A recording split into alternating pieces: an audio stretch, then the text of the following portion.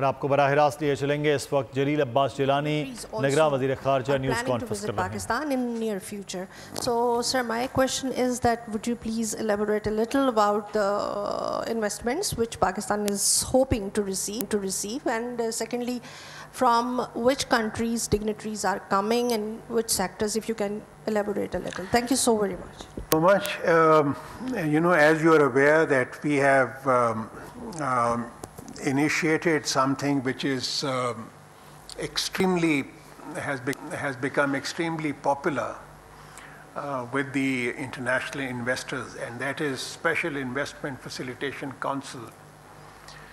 And it has attracted a lot of investments from the Middle Eastern countries. It has attracted a lot of many other countries are also looking at it very, very carefully. I mentioned to you about this American business BCIU delegation that met me in New York.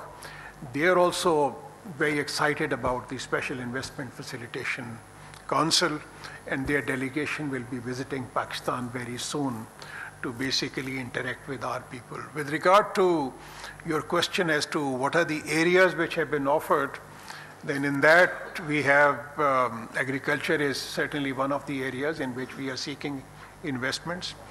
IT is another area which is we are seeking investments. As a matter of fact, you will hear very good news because we are training a lot of IT experts in the country. And the current exports of $2.5 billion will certainly be increased to $10 billion in the next couple of years. And then mines and minerals is another area in which we are seeking investments. Again, a lot of interest on the Arab countries, GCC countries. Energy is another area, and defense production, joint ventures in that. So these are all areas which are. So there are a lot of MOUs which are in the works, I would say. And we are expecting the delegation from the respective countries very soon. They will be, who will be visiting Pakistan to sign these, the MOUs. So I think probably things have begun to roll down. Allah Noor. Roll over. Sorry, is there any follow-up?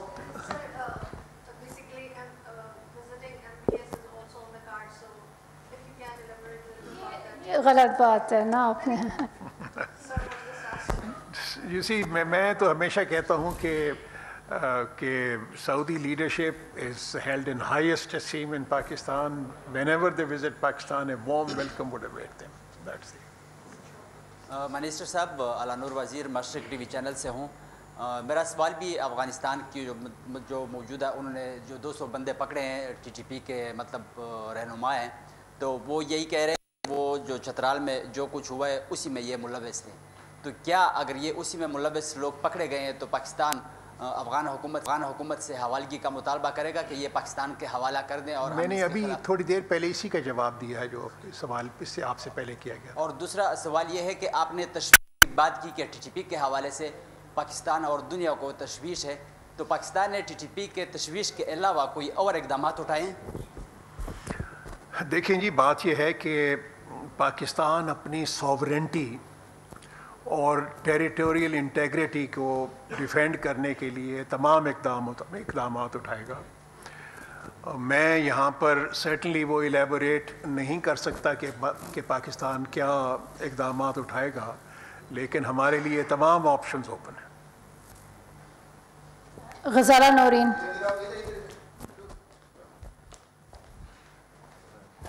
अस्सलाम वालेकुम ma'am, thank you so much. Ghazala Naureen सुनो news से। Sir मेरे दो questions थे, एक अफ़गान से मुतालिक वो जो 200 बंदे पकड़े गए, और दूसरा MBS के जो एक्सपेक्टेड विजिट ऑफ पाकिस्तान है, वो दोनों सवाल हो चुके हैं। So thank you so much. Thank you. अच्छा जी, जलील साहब, वॉइस ऑफ अमेरिका।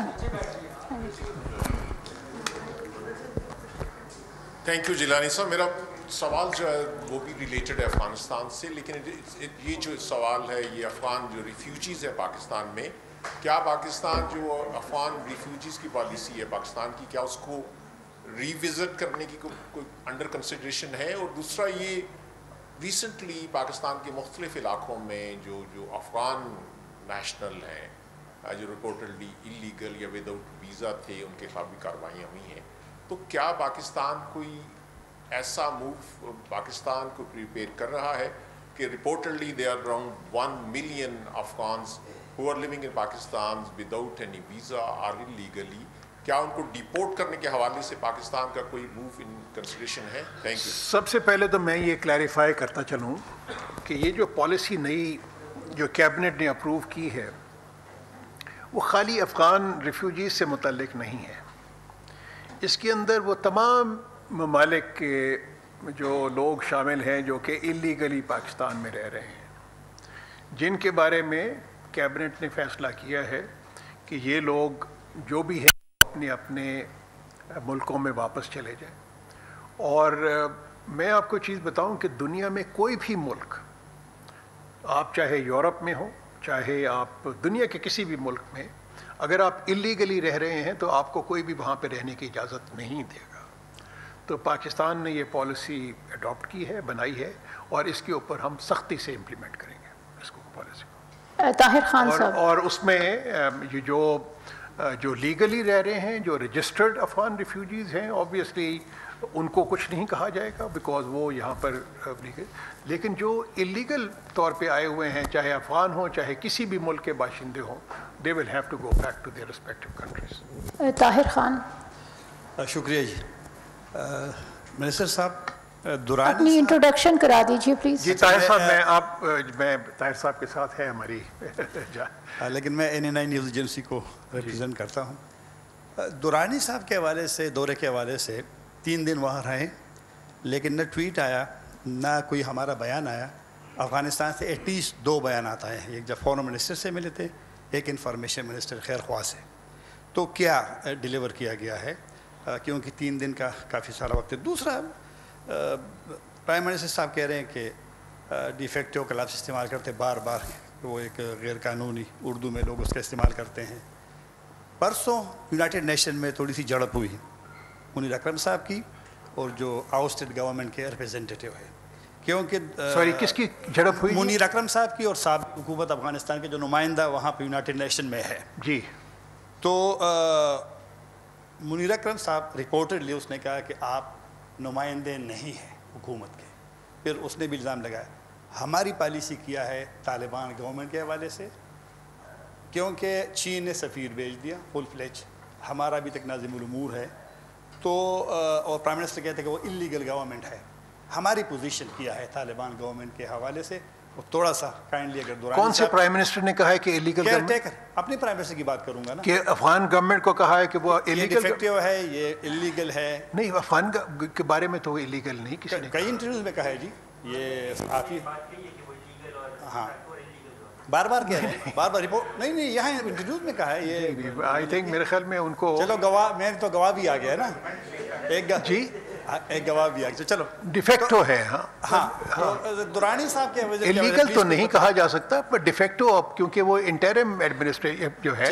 چلو دورانی صاحب کے حوالے سے وزٹ کے حوالے سے کیا مطلب 3 دن میں ہم نے کیا ان کو ڈیلیور، ہم نے اچیو کیا. You know this was basically یہ جو جس مقصد کے لیے گئے تھے، یہ ہمارا ایک ریگولر انٹریکشن ہے فار بارڈر مینجمنٹ، فار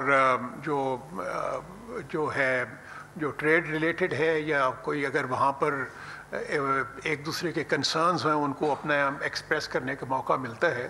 تو اس کے اندر میں سمجھتا ہوں کہ بڑی اپنا ان کی جو میں آج صبح ہی پہنچا ہوں اپنا امریکہ سے، اس کے بارے میں مجھے کوئی اتنا زیادہ ریڈ آؤٹ نہیں ہے اس جو میٹنگ کے بارے میں، لیکن مجھے اتنا پتہ ہے کہ وہ جو میٹنگ ہے وہ کافی پروڈکٹیو رہی ہے، اور اس کے اندر کافی جو معاملات ہیں اس کے اندر وہ ڈسکس ہوئے. جہاں تک وہ آپ کا تعلق ہے، جو افغان ریپرزینٹیٹیو وہاں پہ بیٹھے ہیں، اس کو تو میرے خیال میں جو افغان انٹرم ایڈمنسٹریشن ہے وہ بھی ایکسیپٹ نہیں کرتی اپنا ریپرزینٹیو. مس نیئر. بہت شکریہ. Near Ali from news 1 TV. سر ابھی گزشتہ کئی روز سے یہ سلسلہ چل رہا ہے کہ کینیڈا میں جو ہے وہ سکھوں کہ قتل عام کی باتیں ہوتی ہیں, ماورا عدالت قتل کی بات ہوتی ہے, اور بھارت کے اوپر براہ راست الزام لگتا ہے, اور اسی قسم کے الزامات جو ہے ماضی میں پاکستان کے حوالے سے بھی بھارت پہ لگتے رہے کہ پاکستان کے اندر بھارت جو ہے وہ سکھوں کے قتل میں ملوث رہا. را کے یہاں پر جو ہے وہ دہشت گرد بھی گرفتار ہوئے, یہ آن ریکارڈ ہے سارے معاملات. تو ہم نے اس حوالے سے کیا آواز اٹھائی ہے؟ ہم نے کوئی کمپلینٹ جو ہے وہ بھارت کے لیے لانچ کی ہے؟ دنیا کو ہم نے دنیا کے سامنے ہم نے بھارت کو بے نقاب کرنے کے لیے کوئی اقدامات کیے ہیں؟ دیکھیں جی, بات یہ ہے کہ نمبر 1 جو وہاں پر ہوا کینیڈا میں وہ بڑا انفارچونیٹ ہے. پاکستان جو کہتا رہا ہے کئی برسوں سے کہ ہندوستان اس قسم کی جو حرکات میں ملوث ہے, چاہے وہ ساؤتھ ایشین کنٹریز ہوں چاہے پاکستان ہوں, تو یہ بیسیکلی اس کو سبسٹینشیٹ کرتا ہے. ہندوستان بڑے عرصے سے نہ صرف پاکستان میں بلکہ ساؤتھ ایشیا کے تمام ممالک میں وہ اس قسم کی ان کی جو اسیسینیشن والی جو رہی ہیں ان کی حرکات, ایسپیوناج کی, اور جتنے بھی گروپس ہیں وہ جو دہشت گرد گروپس ہیں ان کو سپورٹ کرتا رہا ہے ہندوستان. ہم نے آپ کو یاد ہوگا کہ ایک ڈوسیئر بھی پیش کیا تھا انٹرنیشنل کمیونٹی کو, اور اس کے اندر یہ تمام چیزیں ہم نے بتائی تھیں کہ کیا کس طریقے سے وہ جو ملوث ہے. تو اب یہ ہے کہ بدقسمتی سے جو ان کا جو ایک ہے وہ گلوبل ایجنڈا بن گیا ہے اسیسینیشنز کا, اور وہاں پہ بہت تشویش ہے. اپنا یونائٹڈ نیشنز میں تقریباً تمام ممالک کے ساتھ جن کے ساتھ ہمارا انٹریکشن بھی ہوا, تو انہوں نے اس کے اوپر کافی تشویش کا اظہار کیا, اور میرا خیال میں یہ معاملہ اتنی جلدی سیٹل نہیں ہو پائے گا. ہندوستان نے جو اپنا ایک جعلی قسم کا ماسک اوڑھا ہوا تھا, تو میں سمجھتا ہوں کہ وہ ماسک جو سے ہے بہت ہی بری طریقے سے وہ اتر گیا ہے, اور وہ ہندوستان بری طریقے سے ایکسپوز ہوا ہے اس تمام کام میں. تو بلکہ وہاں پر جلیل عباس جیلانی نگراں وزیر خارجہ اس وقت اسلام آباد میں نیوز کانفرنس کر رہے ہیں. سبسکرائب کریں اور بیل دبائیں تاکہ کوئی خبر رہ نہ جائے.